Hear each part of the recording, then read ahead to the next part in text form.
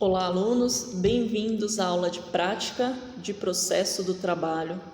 E hoje o tema será relacionado ao princípio da proteção e os seus desdobramentos relacionados à parte prática, a parte da reclamação em si.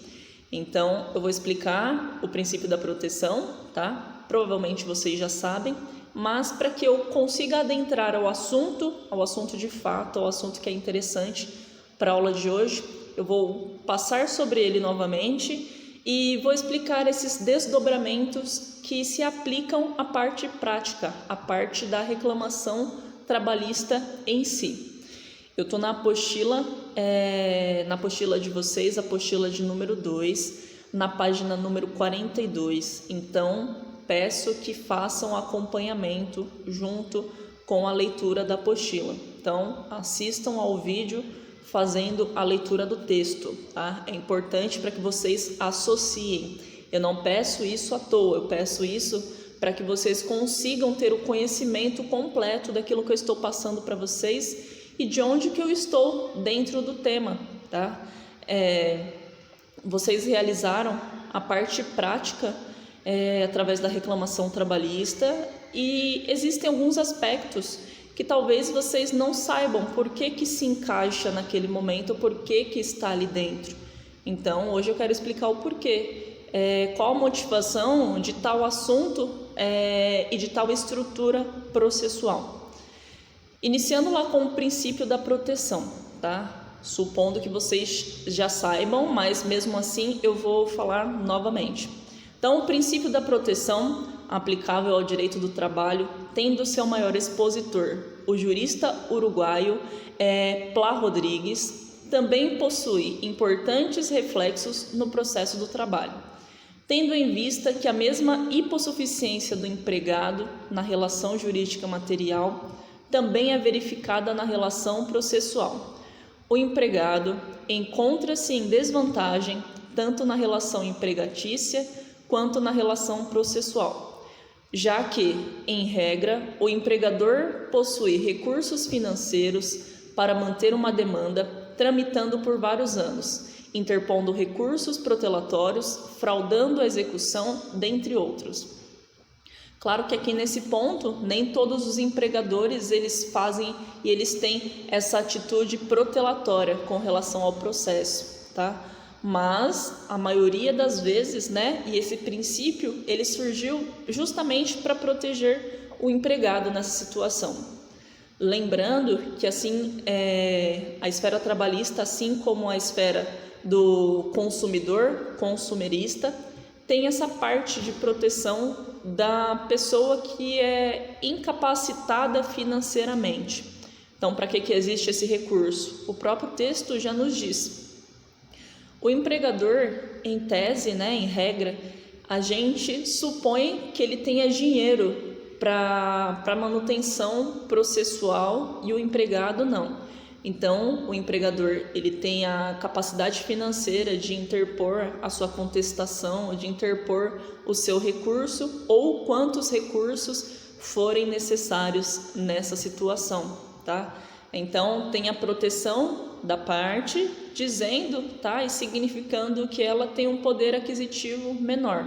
A gente sabe que em algumas situações a gente vai lidar, por exemplo, com o empregador sendo uma microempresa, um empresário de pequeno porte. Nem sempre ele vai ter esse dinheiro e essa capacidade financeira tão grande, quanto o maior empresário. Mas a lei é para todos. Eu não posso fazer uma lei para o empresário de grande porte e outra lei para o empresário de pequeno porte. A gente trata todos esses empresários da mesma maneira. A observação que tem aqui no texto para vocês é que o princípio da proteção mostra-se como mais importante do direito do trabalho e processo do trabalho, pela presunção de hipossuficiência do empregado.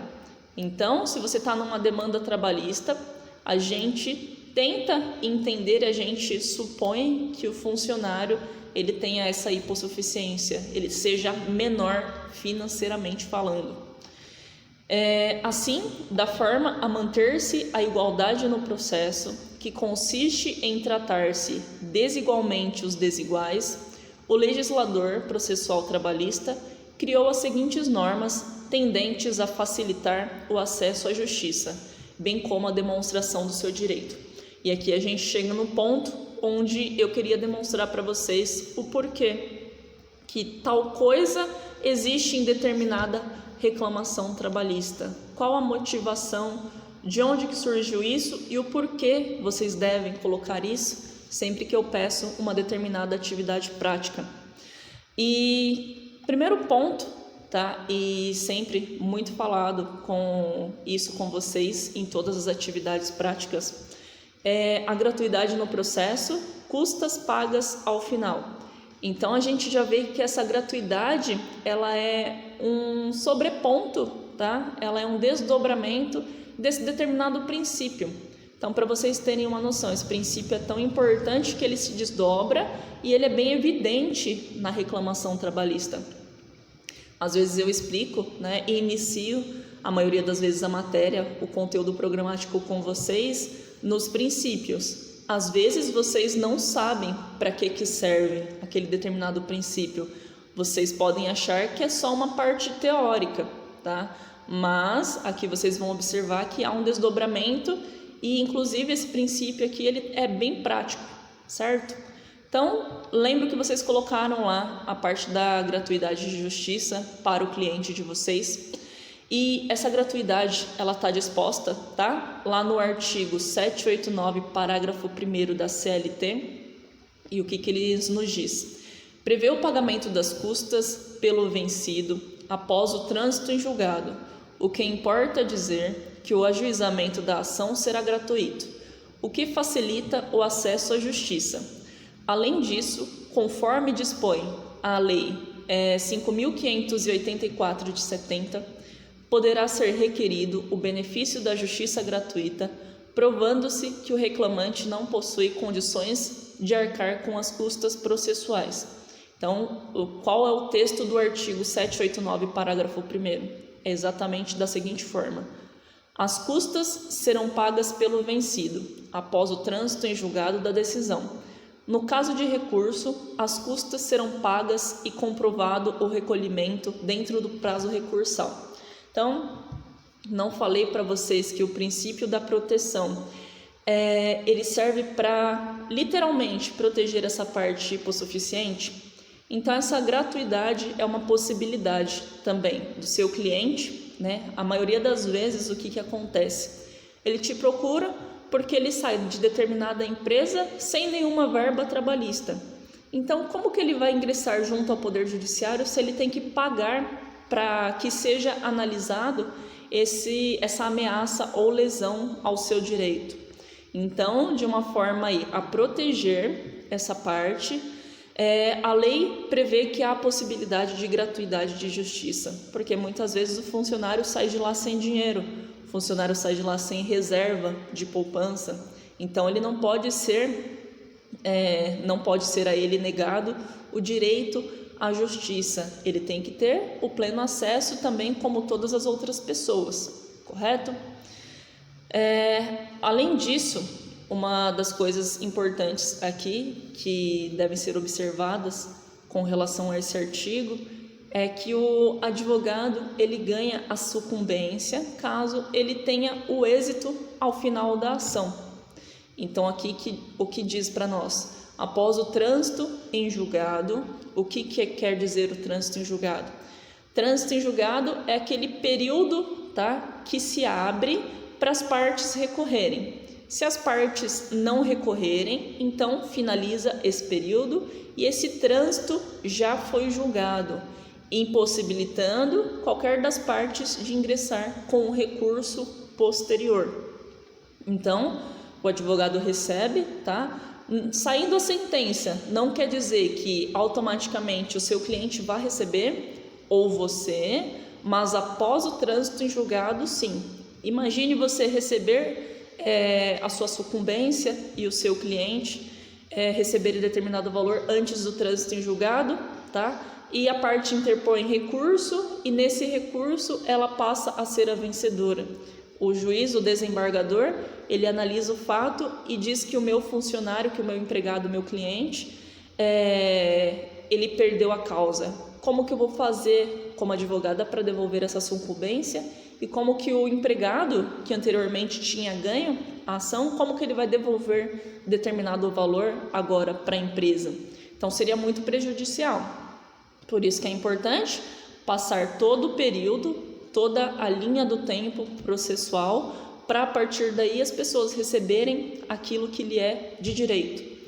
Um exemplo que eu normalmente falo para vocês bastante é com relação a um processo que eu ingressei na fase de execução, só que esse processo existe desde 1997, lá quando eu tinha 5 anos de idade, nem pensava ainda em ter esse cliente no meu escritório. Então a empresa, ela possui um porte grande e ela conseguiu colocar tantos recursos, para chegar agora em 2020, e a gente está ainda nessa etapa processual sem o cliente receber nessa situação. Então, olha como o princípio aí da proteção foi importante. Esse cliente, ele ingressou com a ação, ele não tinha dinheiro nenhum. E olha tanto tempo que ele tem para receber as suas verbas rescisórias. Imagine se ele estivesse necessitando muito desse dinheiro, tá? Se ele não tivesse conseguido um outro emprego depois, como que ele não estaria, como que não ficaria a situação financeira dele, esperando aí por mais de 20 anos para receber aquilo que lhe é de direito. Foi decretado, então aqui nesse caso eu entrei na fase de execução, então significa que a sentença foi favorável, mas mesmo saindo a sentença ele não recebeu nada. Então a sentença foi válida para decretar o direito do meu cliente, só que mesmo assim ele não recebeu, porque a empresa foi interpondo tanto recurso, de caráter protelatório, que chegou até aqui esse momento, o momento aí estamos na fase de finalização processual, e o que isso facilita, o que isso ajuda o cliente, eu espero que tenha uma atualização monetária boa para ele também, Imagine esperar todo esse tempo, o dinheiro vai desvalorizando, aquele valor da causa inicial não vai ter o mesmo significado se ele receber o mesmo valor que iniciou lá atrás, porque as coisas mudam, os valores das coisas mudam, então nada mais justo que ele receba esse devido valor com atualização monetária.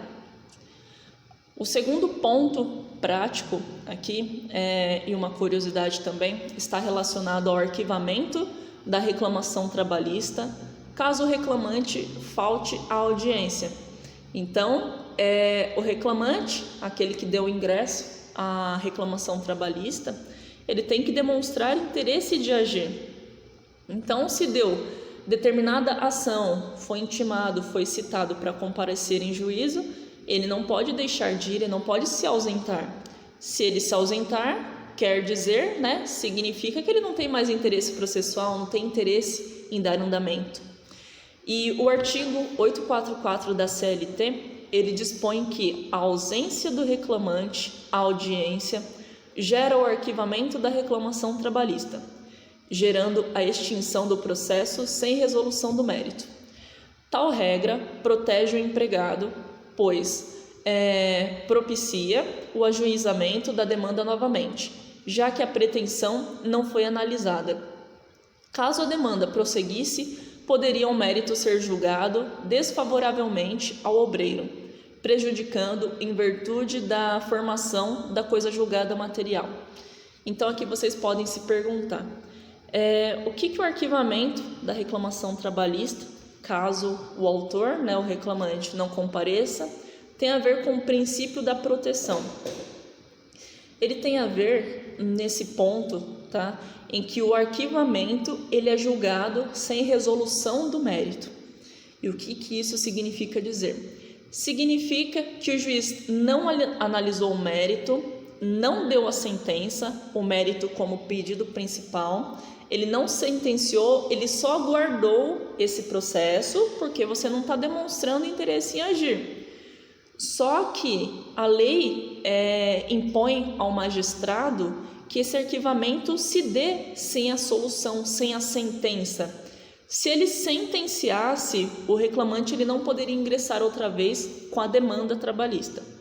Mas como não há sentença, é só guardando o processo, tá?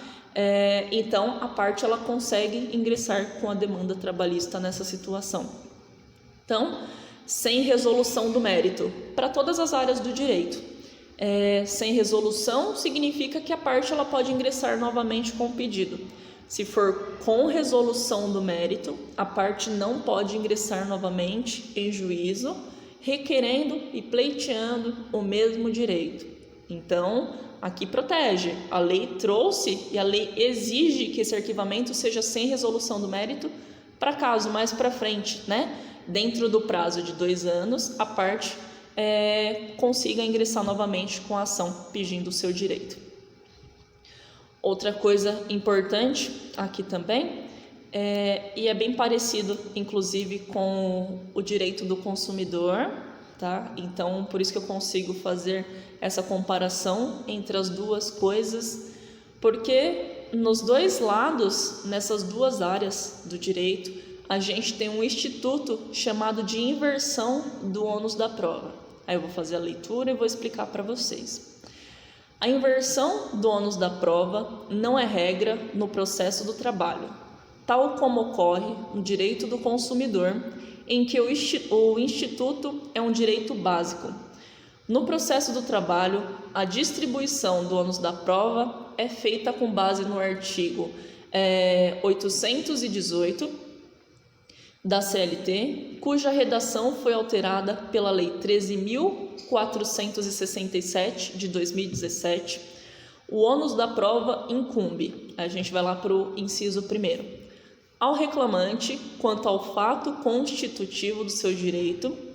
2. Ao reclamado quanto à existência de fato impeditivo, modificativo ou extintivo do direito do reclamante. A inversão do ônus é feita em hipóteses concretas, nas quais são criadas presunções favoráveis ao obreiro, tal como ocorre nas súmulas 212 e 338, inciso 3º do TST, sobre rescisão do contrato de trabalho e prova de jornada. Então, o que isso significa?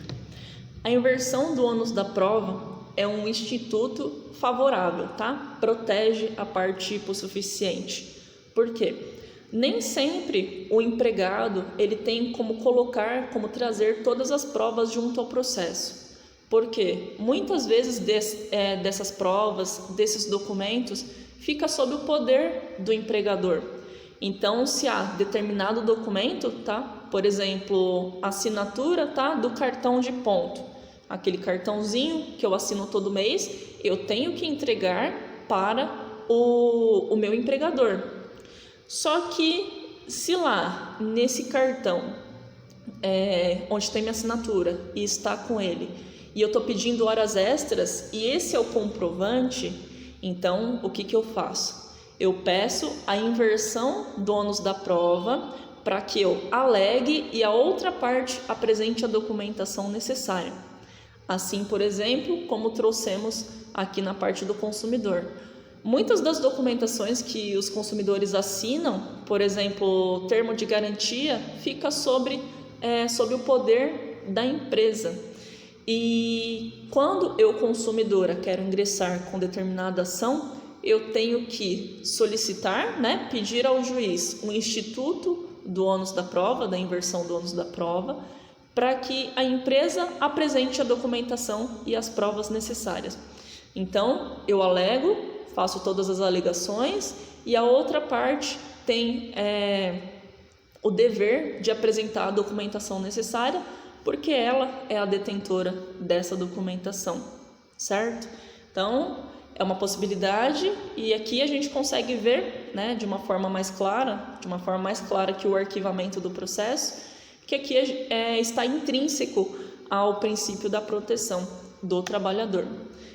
Lembrando que aqui não é uma regra absoluta, então o empregado ele tem que mostrar, por exemplo, que aquela alegação dele tem um poder muito forte de ser verdade. E se tem esse poder muito forte de ser verdade, então eu consigo inverter o ônus da prova. Agora, se aquela alegação ela tem um caráter duvidoso, então eu não vou conseguir. Vai ficar muito mais difícil do juiz conceder a inversão do ônus da prova. Eu tenho aqui no caso, como experiência prática, eu tenho um processo relacionado à área do consumidor, não à trabalhista, mas nessa semana saiu uma decisão onde o juiz, ele justificava para mim, né? Eu pedi a inversão do ônus da prova, só que o juiz falou para mim, olha, suas alegações, elas não parecem ser verdadeiras, então não vou conceder a inversão do ônus da prova e o seu cliente que vai ter que apresentar toda a documentação. Então, é um instituto que não é absoluto. No meu caso prático aqui, meu cliente tem toda a documentação, então eu já fiz a petição demonstrando, né, a verossimilhança das alegações e a partir daí eu tenho que aguardar para ver se o juiz vai acertar dali para frente a inversão do ônus da prova ou não. O próximo instituto, que é o depósito recursal. Os recursos trabalhistas possuem um pressuposto de admissibilidade especial, denominado depósito recursal, que está previsto no artigo 899, parágrafo 1º, lá do CLT, cujos valores máximos são definidos por ato da presidência do TST, que é utilizado para garantir uma futura execução por quantia certa. O referido depósito somente é exigido do empregador, razão pela qual está relacionada ao princípio da proteção. Então, o próprio nome já diz, depósito recursal. Se a parte for recorrer sendo o empregado, não precisa fazer esse depósito recursal. O que significa o depósito? É o pagamento para você ingressar com o recurso. E a lei prevê que o empregador, porque ele tem uma capacidade financeira melhor, ele precisa sim pagar para ingressar com recurso. Aqui, como opinião própria também, eu vejo como uma proteção maior, porque, por exemplo, se o empregador tiver que pagar todas as vezes para interpor recurso, ele vai pensar 2 vezes antes de tentar atrasar essa ação judicial, antes de tentar atrasar esse pagamento para o meu cliente. Então, é uma forma aí, né? Não está impedindo a justiça, porque você tem dinheiro para pagar, só que está dificultando de certa forma, certo? É um caráter, né? E é um requisito que serve para não protelação da ação e da reclamação trabalhista. O outro requisito intrínseco ao princípio da proteção é o impulso oficial na execução.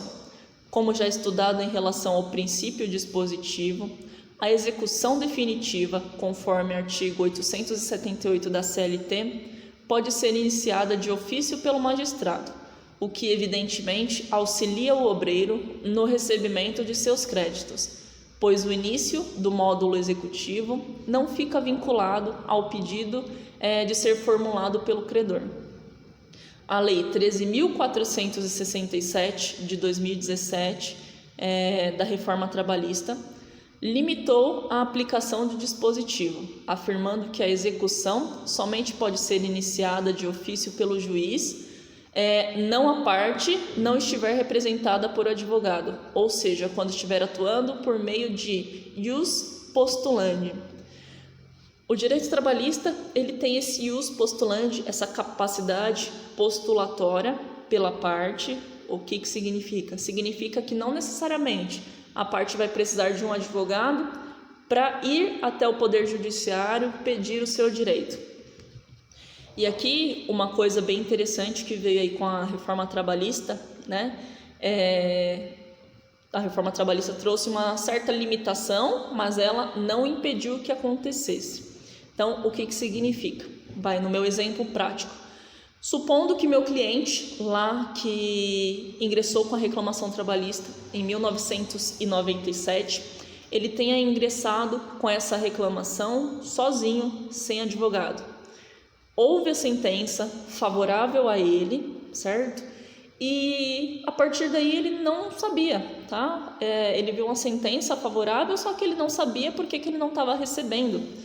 E o que isso significa aqui através desse impulso oficial na execução? Significa que ele estando sozinho, o juiz de ofício, ele pode iniciar a execução. Então, por exemplo, o juiz viu que a empresa, que é uma empresa de químicas, não pagou as verbas rescisórias desse funcionário, mesmo após a sentença que ele deu. Então, o que ele vai fazer? Olha, empresa, você não está pagando?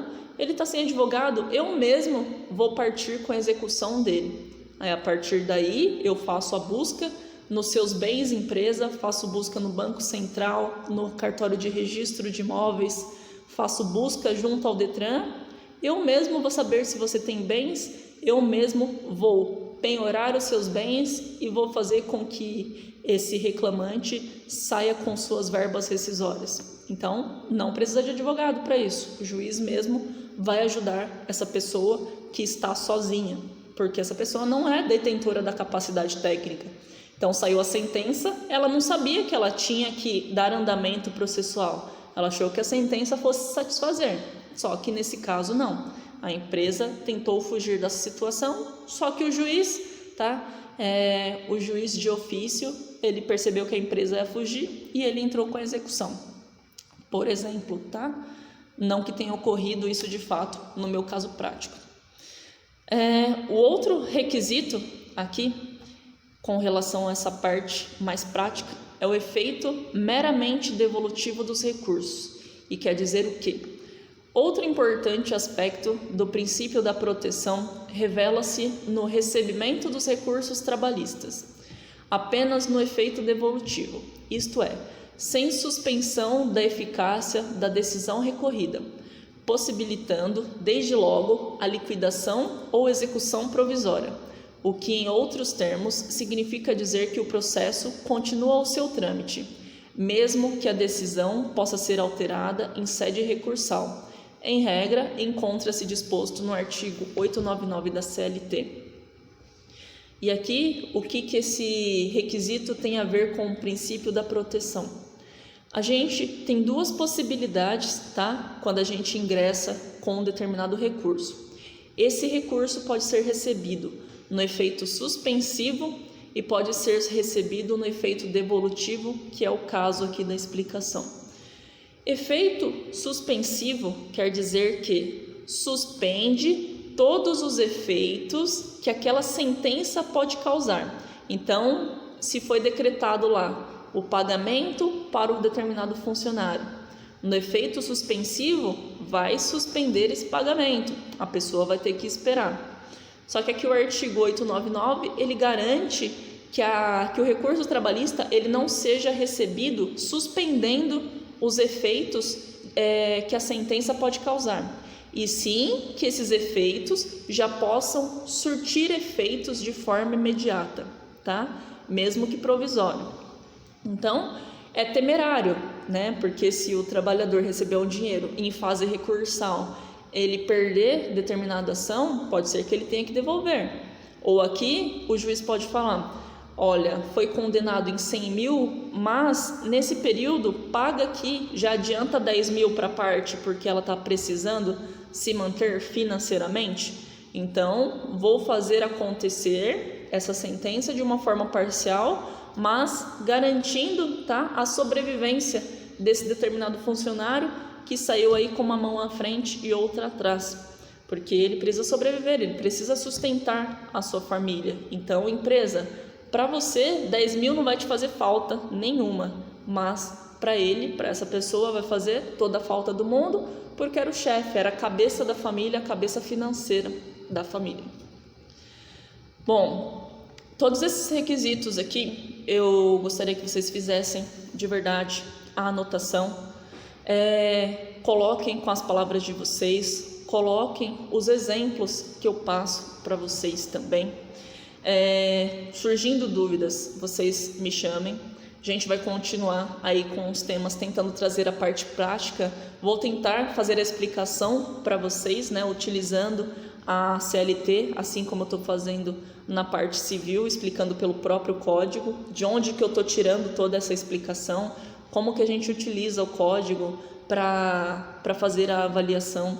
Então, surgindo dúvidas, anotem aí O código de vocês, quem tem a via física, pode fazer anotação nele. O código é para isso. Ainda mais livro relacionado ao direito, que atualiza mensalmente, atualiza anualmente. Então, façam uso aí do código físico, faça a anotação de vocês, tá bom? Eu aguardo a todos, aguardo vocês dentro do horário, aguardo as dúvidas de vocês. Espero que vocês se cuidem e um beijo aí a todos.